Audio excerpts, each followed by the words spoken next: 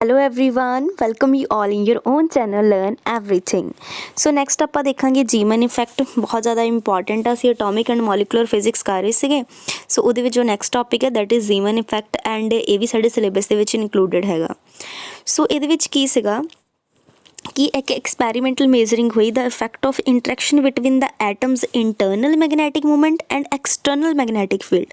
देखो किहदे इंटरेक्शन देखी पहला तो देखो इंटरनल मैगनैटिक मूवमेंट तो एक्सटर्नल मैगनैटिक फील्ड। ठीक है, क्वांटम थ्योरी के अकॉर्डिंग जीमन ने की। जीमन वॉज अ साइंटिस्ट।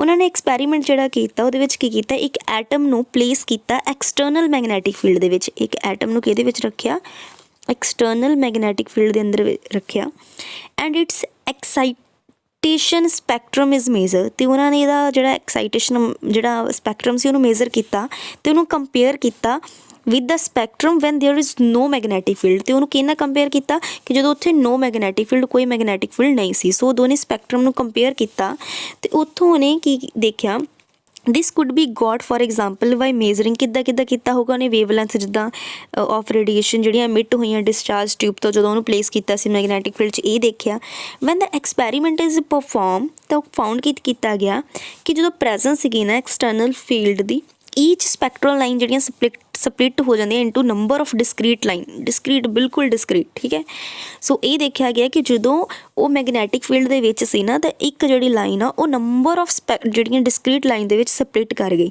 तो यही phenomena of splitting the spectral line into the number of component line जो तुसी उन्होंने की देंदे हो अप्लाई कर दिओ मैगनैटिक फील्ड उन्होंने कहते जीमन इफैक्ट। सो क्लीयर हो गया ना। जीमन इफैक्ट जोड़ा सीगा वो की दसदा आ कि ਜਦੋਂ ਤੁਸੀਂ ਐਟਮ ਨੂੰ ਐਕਸਟਰਨਲ ਮੈਗਨੈਟਿਕ ਫੀਲਡ ਦੇ ਵਿੱਚ ਰੱਖਦੇ ਹੋ ਤਾਂ ਜਿਹੜੀਆਂ ਸਪੈਕਟਰਲ ਲਾਈਨਸ ਆ ਉਹ ਨੰਬਰ ਆਫ ਲਾਈਨਸ ਦੇ ਵਿੱਚ ਕੀ ਕਰ ਜਾਂਦੀਆਂ ਆ ਉਹ डिस्क्रीट कह लो बिल्कुल डिस्क्रीट नंबर ऑफ लाइन्स के सप्लिट कर जांदियां उन्होंने बोलते Zeeman effect. Moreover the observed change in frequency of the line is directly proportional to magnitude of applied magnetic field.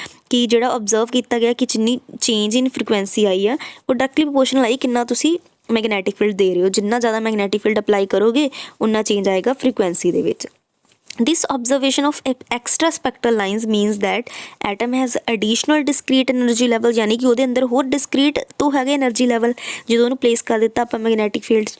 So the explanation of Zeeman splitting require analysis on wave mechanics prediction which state both magnetic and direction of orbital angular momentum are quantized।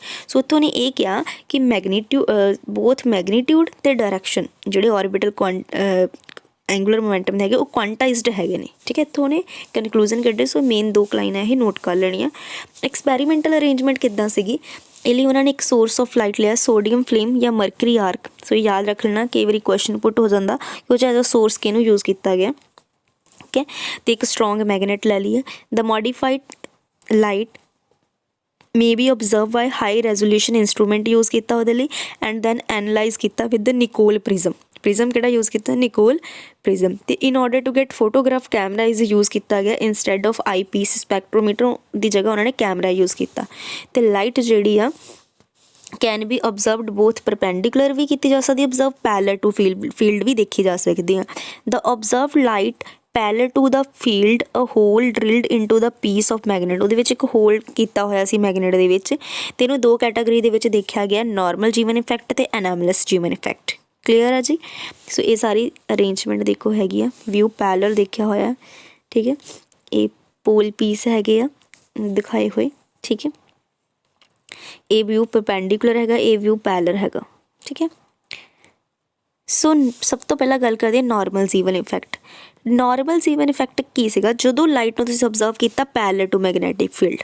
ठीक है, तो एक single line जी है ना single line वो split हो गई two components के विच। एक सिंगल लाइन किन्ने कंपोनेंट्स के विच सप्लिट हो गई टू कंपोनेंट दे विच। एक कंपोनेंट की फ्रीकुएंसी हायर सी दूसरे की की सी लोअर सी ओरिजिनल लाइट नालों। तो ओरिजिनल लाइट तो ऑब्जर्व नहीं हुई। ठीक है, तो वह ओरिजिनल लाइट की सी अनपोलराइज्ड ਜਿਹੜੇ ਦੋ ਕੰਪੋਨੈਂਟ ਸੀਗੇ ਉਹ ਕੀ ਸੀਗੇ polarise. In case of outer component ਦਾ circular polarised in opposite direction. So ਕਿੰਨਾ ਈਜ਼ੀ ਸੀਗਾ ਇਹ ਕਿ ਇਹਦੇ ਵਿੱਚ ਪੈਰਲਲ ਓਬਜ਼ਰਵ ਕੀਤਾ ਗਿਆ, ਇੱਕ ਲਾਈਨ ਦੋ ਕੰਪੋਨੈਂਟਸ ਜਿਹੜੀ ਟੁੱਟੀ ਅਤੇ ਇੱਕ ਓਰੀਜਨਲ ਨਾਲੋਂ ਹਾਈ ਫਰੀਕੁਐਂਸੀ ਦੀ ਸੀ, ਇੱਕ ਓਰੀਜਨਲ ਨਾਲੋਂ ਲੋ ਫਰੀਕੁਐਂਸੀ ਦੀ ਸੀ। ਓਰੀਜਨਲ ਲਾਈਟ ਓਬਜ਼ਰਵ ਨਹੀਂ ਹੋਈ, ਉਹ ਅਨਪੋਲਰਾਈਜ਼ਡ ਸੀਗੀ, ਅਤੇ ਜਿਹੜੇ ਕੰਪੋਨੈਂਟਸ ਵਾਲੀਆਂ ਲਾਈਟ ਸੀਗੀਆਂ ਉਹ ਕੀ ਸੀ ਪੋਲਰਾਈਜ਼ਡ ਸੀਗੇ। ਅਤੇ ਇਨ ਕੇਸ ਆਫ ਆਊਟਰ ਕੰਪੋਨੈਂਟ ਉਹ ਸਰਕੂਲਰਲੀ ਪੋਲਰਾਈਜ਼ਡ ਸੀਗੇ, ਉਹ ਵੀ ਓਪੋਜ਼ਿਟ ਡਾਇਰੈਕਸ਼ਨ 'ਚ ਹੀ ਪੋਲਰਾਈਜ਼ਡ ਹੋਣਗੇ। ਨੈਕਸਟ ਦਾ ਆਊਟਰ ਕੰਪੋਨੈਂਟ ਜਿਹੜਾ ਉਹਨੂੰ ਆਪਾਂ ਸਿਗਮਾ ਕੰਪੋਨੈਂਟ ਕਹਿੰਦੇ ਹਾਂ। ਇਹ 'ਚ ਤਿੰਨ ਕੰਪੋਨੈਂਟ ਬਣਦੇ ਆ, ਠੀਕ ਹੈ, ਤਿੰਨ ਕੰਪੋਨੈਂਟ ਬਣਦੇ ਆ, ਠੀਕ ਹੈ, ਕਿਉਂਕਿ ਜਦੋਂ ਦੋ ਕੰਪੋਨੈਂਟ 'ਚੋਂ ਲਾਈਨ ਸਪਲਿਟ ਹੋਣਗੀਆਂ ਤਾਂ ਓਬਵੀਅਸਲੀ ਕੰਪੋਨੈਂਟ ਜਿਹੜੇ ਆ ਉਹ ਤਿੰਨ ਬਣ ਜਾਣਗੇ। ਇੱਕ ਬਣੇਗਾ ਸਿਗਮਾ, ਠੀਕ ਹੈ, ਆਲੇ ਦੁਆਲੇ ਦੇ ਦੋ ਸਿਗਮਾ ਹੋਣਗੇ, ਗੱਬੇ ਵਾਲਾ ਕੀ ਹੋਏਗਾ ਪਾਈ ਹੋਏਗਾ, ਮਿਡਲ ਵਾਲਾ ਪਾਈ ਹੋਏਗਾ, ਠੀਕ ਹੈ। when the light is observed perpendicular to field, three component lines are seen। ਇਹ ਉਦੋਂ ਹੋਇਆ ਜਦੋਂ ਆਪਾਂ ਉਹਨਾਂ ਨੂੰ perpendicular ਦੇਖਿਆ, ਠੀਕ ਹੈ, ਤਿੰਨ ਕੰਪੋਨੈਂਟ ਜਿਹੜੇ ਲਾਈਨਸ ਦੇ ਦੇਖੇ ਗਏ। Two components on the either side of original line, ਦੋ ਓਰੀਜਨਲ ਲਾਈਨ ਦੇ ਸੀਗੇ, ਇੱਕ ਇੱਧਰ ਉੱਧਰ ਤੇ ਸੈਪਰੇਟਡ ਬਾਏ ਸੀਗੇ ਇਕੁਅਲ ਡਿਸਟੈਂਸ ਤੇ ਫਰੋਮ ਦਾ ਓਰੀਜਨਲ ਲਾਈਨ, ਠੀਕ ਹੈ। ਇਹ ਸਾਰੇ ਪੋਲਰਾਈਜ਼ਡ ਸੀਗੇ।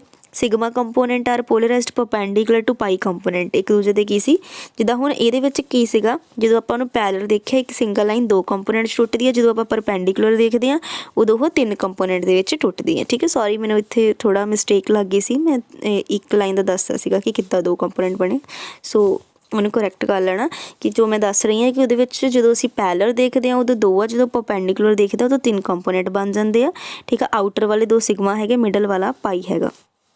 ਇਹ ਸਾਰੇ ਦੇ ਸਾਰੇ ਜਦੋਂ ਉੱਥੇ ਇਹ ਸੀਗਾ ਨਾ ਕਿ ਜਿਹੜੇ ਅਨਪੋਲਰਾਈਜ਼ਡ ਓਰੀਜਨਲ ਲਾਈਟ ਅਨਪੋਲਰਾਈਜ਼ਡ ਸੀਗੇ, ਕੰਪੋਨੈਂਟ ਪੋਲਰਾਈਜ਼ਡ ਸੀਗੇ, ਇੱਥੇ ਵੀ ਤਿੰਨੋਂ ਦੇ ਤਿੰਨੋਂ ਜਿਹੜੇ ਕੰਪੋਨੈਂਟ ਆ ਉਹ ਕੀ ਹੈਗੇ ਆ ਪੋਲਰਾਈਜ਼ਡ ਹੀ ਹੈਗੇ ਨੇ, ਠੀਕ ਹੈ, ਲਿਖਿਆ ਹੋਇਆ ਜਿਹੜੇ three component are ਪੋਲਰਾਈਜ਼ਡ।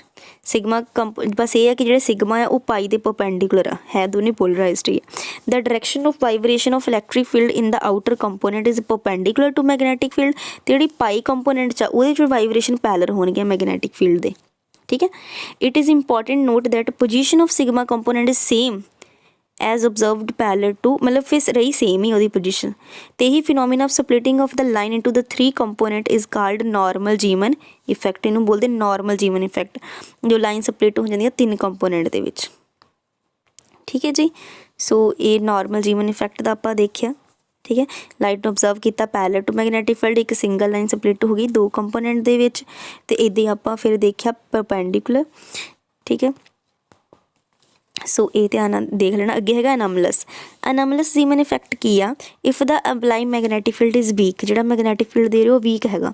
Sum other effect may taken into part, ਮਤਲਬ splitting of single line take place into the number of component, ਬਹੁਤ ਸਾਰੇ ਕੰਪੋਨੈਂਟਸ ਟੁੱਟ ਜਾਣਾ ਉਹਨੂੰ ਬੋਲਦੇ ਅਨਮਲਸ ਜੀਮਨ ਇਫੈਕਟ। ਜੇ ਤਾਂ ਤਿੰਨੇ ਕੰਪੋਨੈਂਟ ਤੱਕ ਟੁੱਟ ਰਿਹਾ ਤਾਂ ਉਹਨੂੰ ਨਾਰਮਲ ਕਿਹਾ, ਜੇ ਨੰਬਰ ਆਫ ਬਹੁਤ ਸਾਰੇ ਆ ਫਿਰ ਉਹਨੂੰ ਬੋਲਦੇ ਅਨਮਲਸ।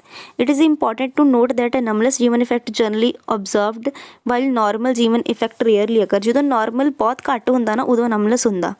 ਸੋ it appear that nomenclature is not appropriate, ਕੋਈ ਨੋਮਨਕਲੇਚਰ ਹੈ ਨਹੀਂ ਇਹਦੇ ਲਈ।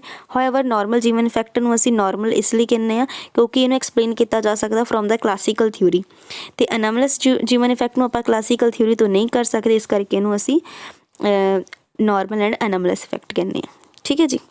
ਕਲਾਸੀਕਲ ਥਿਊਰੀ ਤੋਂ ਨਾਰਮਲ ਜੀਮਨ ਇਫੈਕਟ ਅਸੀਂ ਕਹਿ ਸਕਦੇ ਹਾਂ, ਹੈ ਨਾ। ਤਾਂ ਇਹਦੇ ਵਿੱਚ ਜਸਟ ਤੁਸੀਂ ਇਹਦਾ ਜੋ ਇਹ ਨੋਟ ਕਰਨਾ ਹੈਗਾ change in wavelength Zeeman shift ਕਿੰਨੀ ਹੈ, D lambda is equals to plus minus lambda square upon C E V upon 4πm, ਬਸ ਇਹ ਨੋਟ ਕਰਨਾ ਇਹਦੇ ਵਿੱਚ ਤੁਸੀਂ, ਸਾਰਾ ਨਹੀਂ ਤੁਸੀਂ ਕਰਨਾ ਹੈਗਾ ਇੱਥੇ। ਸੌਰੀ ਇੱਥੋਂ ਅਸੀਂ ਰੋਟੇਟ ਕਰ ਲੈਂਦੇ ਇਹਨੂੰ ਇੱਕ ਮਿੰਟ। ਇਹਦੇ ਇੱਕ ਤੁਸੀਂ ਇਹ ਫਾਰਮੂਲਾ ਨੋਟ ਕਰਨਾ ਆ, ਅਤੇ ਕੁਆਂਟਮ ਥਿਊਰੀ, ਇਹਦੀ ਕੁਆਂਟਮ ਥਿਊਰੀ ਹੈ ਜਿਹੜੀ, ਕੁਆਂਟਮ ਥਿਊਰੀ ਤੋਂ ਵੀ ਆਪਾਂ ਜਿਹੜੇ ਰਿਜ਼ਲਟ ਕੱਢੇ ਹੈਗੇ ਆ, ਠੀਕ ਹੈ। ਇਫ ਨੋ ਮੈਗਨੈਟਿਕ ਫੀਲਡ, ਅਤੇ ਉਹਦੇ 'ਤੇ ਆ ਫਰੀਕੁਐਂਸੀ ਦੱਸੀ ਹੋਈ ਆ, ਐਂਡ ਇਹ ਤੁਸੀਂ ਬਸ ਫਰੀਕੁਐਂਸੀਜ਼ ਨੋਟ ਕਰਨੀਆਂ। V1 equal to V0 plus delta V, V2 is equals to V0, V3 equal to V0 minus delta V, ਠੀਕ ਹੈ, ਇਹ ਸਾਰੇ। ਸੋ ਇਹਦੇ ਵਿੱਚ 2L ਪਲੱਸ ਵੈਲਿਊਜ਼ ਹੋ ਸਕਦੀਆਂ, ਇਹ ਕਿੰਨੀ ਸਪਲਿਟ ਕਰ ਸਕਦੀਆਂ up to 2L plus L value ਦੇ ਵਿੱਚ, ਠੀਕ ਹੈ। But section rule restrict the splitting of spectral line into the 3 component, so but ਉਹ ਰਿਸਟ੍ਰਿਕਟ ਕਰਦਾ ਇਸ ਚੀਜ਼ ਨੂੰ। ਸੋ ਇੱਕ ਜੀਮਨ ਸ਼ਿਫਟ ਅਸੀਂ ਫਾਰਮੂਲਾ ਕਰ ਲਿਆ ਸੀ for a normal Zeeman effect. ਇਹ ਸੀ ਵੈਲਿਊ ਜਿਹੜੀ ਹੈ ਨਾਰਮਲ ਸ਼ਿਫਟ ਦੀ ਉਹਦੇ ਤੋਂ ਕੱਢੀ ਹੋਈ ਆ, ਕਿੱਦਾਂ ਕੱਢੀ ਇਹ ਵੀ ਦੇਖ ਲੈਣਾ, ਬਟ ਤੁਹਾਨੂੰ ਮੇਨ ਰਿਜ਼ਲਟ ਯਾਦ ਹੋਣਾ ਚਾਹੀਦਾ, ਪੂਰਾ ਤੁਹਾਨੂੰ ਥੋੜੀ ਡੈਰੀਵੇਸ਼ਨ ਥੋੜ੍ਹਾ ਆਉਣੀ ਆ। ਸੋ E/m ਬਾਈ ਜੀਮਨ ਇਫੈਕਟ ਵੀ ਆਪਾਂ ਕੱਢਿਆ, ਸੋ ਵੀ ਪਤਾ ਹੋਣਾ ਚਾਹੀਦਾ, ਉਹ ਇੰਨਾ ਆਇਆ ਸਾਡੇ ਕੋਲ। ਠੀਕ ਹੈ, ਇਹਦੀ ਕੁਆਂਟਮ ਥਿਊਰੀ ਹੈਗੀ ਨਮਲੈਸ ਜੀਮਨ ਇਫੈਕਟ ਦੀ, ਤੁਹਾਨੂੰ ਪਤਾ ਉਹ ਤਾਂ ਕਲਾਸੀਕਲ ਤੋਂ ਐਕਸਪਲੇਨ ਨਹੀਂ ਹੋਇਆ ਸੀਗਾ। ਠੀਕ ਹੈ, ਸੋ ਉਹਦੇ ਤੋਂ ਵੀ ਆਪਾਂ ਅਲੱਗ-ਅਲੱਗ ਰਿਜ਼ਲਟਸ ਜਿਹੜੇ ਸਾਨੂੰ ਦੇਖਣ ਨੂੰ ਮਿਲੇ ਹੈਗੇ ਆ। ਇਹ ਦੇਖੋ ਸਪਲਿਟਿੰਗ D1 D2, ਇਹਦੇ ਵਿੱਚ ਵੀ ਨਾ ਇਹ ਦੇਖੋ ਇੱਕ ਸੀ ਕਿ ਨਮਲੈਸ ਜੀਮਨ ਇਫੈਕਟ ਦੇ ਵਿੱਚ ਇੱਕ ਡੈਲਟਾ ਵੀ ਫ੍ਰੀਕੁਐਂਸੀ ਚੇਂਜ ਕੱਢਿਆ ਹੋਇਆ, ਅਤੇ ਫਿਰ ਕਿ splitting of D1 D2 lines of sodium, ਜਦੋਂ ਸੋਡੀਅਮ ਲਈ ਆ ਉਹਦੇ ਵਿੱਚ ਇਹ ਅਲੱਗ-ਅਲੱਗ ਜਿਹੜੇ ਆ ਸਾਡੇ ਕੋਲ D1 ਲਾਈਨਸ ਜਿਹੜੀਆਂ emitted due to transition of electron from ਇਹ 3p1 ਮੈਂ ਤੁਹਾਨੂੰ ਰਿਫਾਈਨ ਸਟਰਕਚਰ ਆਫ ਹਾਈਡਰੋਜਨ ਜਿਹੜਾ ਸਟਰਕਚਰ ਦਾ ਕਰਵਾਇਆ ਸੀਗਾ ਨਾ, ਉਹਦੇ 'ਚ ਮੈਂ ਤੁਹਾਨੂੰ ਇਹ ਕੱਢਣੀਆਂ ਸਿਖਾਈਆਂ ਹੋਈਆਂ ਸੀਗੀਆਂ। ਠੀਕ ਹੈ, ਬਟ ਆਪਾਂ ਇਹਦੇ ਵਿੱਚੋਂ ਜ਼ਿਆਦਾ ਨਹੀਂ ਦੇਖਣਾ ਹੈਗਾ, ਆਪਾਂ ਜਸਟ ਰਿਜ਼ਲਟਸ 'ਤੇ ਹੀ ਫੋਕਸ ਕਰਨਾ ਆ। ਵੇਟ, ਪਹਿਲਾਂ ਆਪਾਂ ਇਹਨਾਂ ਨੂੰ ਥੋੜ੍ਹਾ ਰੋਟੇਟ ਕਰ ਲਈਏ, ਬਸ ਇੱਥੇ ਤੱਕ ਹੀ ਆ। ਠੀਕ ਹੈ, ਬਸ ਸਾਨੂੰ ਥੋੜ੍ਹੇ ਰਿਜ਼ਲਟਸ ਜਿਹੜੇ ਡੈਲਟਾ MJ 0 ਆ, ਠੀਕ ਹੈ, ਇੱਕ ਵਾਰੀ ਡੈਲਟਾ MJ 1 ਆ, MJ -1 ਆ, ਉਹਨਾਂ ਲਈ ਅਲੱਗ-ਅਲੱਗ ਵੈਲਿਊਜ਼ ਜਿਹੜੀਆਂ ਫਾਰਮੂਲੇ 'ਚ ਪੁੱਟ ਕਰਕੇ ਕੱਢੀਆਂ ਹੋਈਆਂ। ਜਸਟ ਤੁਸੀਂ ਇੱਕ ਵਾਰੀ ਸਕਰੀਨਸ਼ਾਟ ਲੈ ਕੇ ਇਹ ਸਾਰੇ ਸਿੰਪਲ ਫਾਰਮੂਲੇ ਦੇਖ ਲੈਣਾ ਕਿ ਮਤਲਬ ਜ਼ਰੂਰੀ ਨਹੀਂ ਹੈ ਤੁਹਾਨੂੰ ਇਹ ਕਰਨਾ, ਬਟ ਜਿੰਨਾ ਮੈਂ ਪਿੱਛੇ ਕਰਾਇਆ ਉਹ ਸਫੀਸ਼ੀਐਂਟ ਆ, ਬਟ ਇਹ ਤੁਸੀਂ ਦੇਖ ਲੈਣਾ ਜੇ ਤੁਸੀਂ ਕਰਨਾ ਹੋਇਆ। ਠੀਕ ਹੈ, ਮੈਂ ਤੁਹਾਨੂੰ ਆਲਰੇਡੀ ਇਹ ਵੈਲਿਊਜ਼ ਪੁੱਟ ਕਰਨੀਆਂ ਸਿਖਾ ਚੁੱਕੀ ਹਾਂ ਪ੍ਰੀਵੀਅਸ ਵੀਡੀਓ ਦੇ ਵਿੱਚ, ਫਾਈਨ ਸਟਰਕਚਰ ਦੇ ਵਿੱਚ ਕਿੱਦਾਂ ਆਪਾਂ ਕਰਦੇ ਹਾਂ। ਠੀਕ ਹੈ, ਸੋ G ਫੈਕਟਰ ਵੀ ਦਾ ਫਾਰਮੂਲਾ ਦਿੱਤਾ ਹੋਇਆ, ਤੁਸੀਂ ਉਹ ਤੋਂ ਵੀ ਨਿਕਾਲ ਸਕਦੇ ਹੋ ਅਲੱਗ-ਅਲੱਗ ਸਟੇਟਸ ਲਈ। ਇਹਦੀ ਡੈਲਟਾ MJ 0 ਲਈ, 1 ਲਈ, -1 ਲਈ। ਠੀਕ ਹੈ, so we find that D2 split into 6 line. So ਇਹ ਪਤਾ ਹੋਣਾ ਚਾਹੀਦਾ D2 ਕਿੰਨੀ ਸਪਲਿਟ ਹੋਈ ਕਿੰਨੀ ਲਾਈਨਸ ਦੇ ਵਿੱਚ। ਠੀਕ ਹੈ, D1 split into 4 lines. Main ਇਹ ਨੋਟ ਕਰ ਲਿਓ ਤੁਸੀਂ, ਜ਼ਿਆਦਾ ਜੇ ਨਹੀਂ ਕਰਨਾ ਨਾ ਇਹਦੇ ਵਿੱਚੋਂ ਇੰਨਾ ਨੋਟ ਕਰ ਲਿਓ ਕਿ ਜਿਹੜੀ D1 ਉਹ 4 ਲਾਈਨਸ ਦੇ ਵਿੱਚ ਸਪਲਿਟ ਹੋਈ ਆ, ਉਹਦੀਆਂ ਫ੍ਰੀਕੁਐਂਸੀਜ਼ ਬਣਾਈਆਂ ਹੋਈਆਂ ਆ। ਫॉर D2 ਜਦੋਂ ਨੋ ਮੈਗਨੈਟਿਕ ਫੀਲਡ ਤੁਸੀਂ ਕੋਈ ਅਪਲਾਈ ਨਹੀਂ ਕਰਦੇ ਆ, ਠੀਕ ਹੈ, ਅਤੇ ਮੈਗਨੈਟਿਕ ਫੀਲਡ ਫਿਰ ਅਪਲਾਈ ਕਰਨ 'ਤੇ ਜਿਹੜਾ ਅਲੱਗ-ਅਲੱਗ ਰਿਜ਼ਲਟ ਆਉਂਦੇ ਆ, ਉਹਦੇ ਵਿੱਚ 6 ਜਿਹੜੀਆਂ ਆਉਂਦੀਆਂ। ਇਹ ਥੋੜ੍ਹਾ ਫਾਰਮੂਲਾ ਹੀ ਆ, ਜਸਟ ਤੁਸੀਂ ਇਹ ਬਣਾ ਕੇ ਦੇਖ ਲੈਣੇ। ਠੀਕ ਹੈ, so this is all about the Zeeman effect. ਜੇ ਵੀਡੀਓ ਪਸੰਦ ਆਏ ਲਾਈਕ ਐਂਡ ਕਮੈਂਟ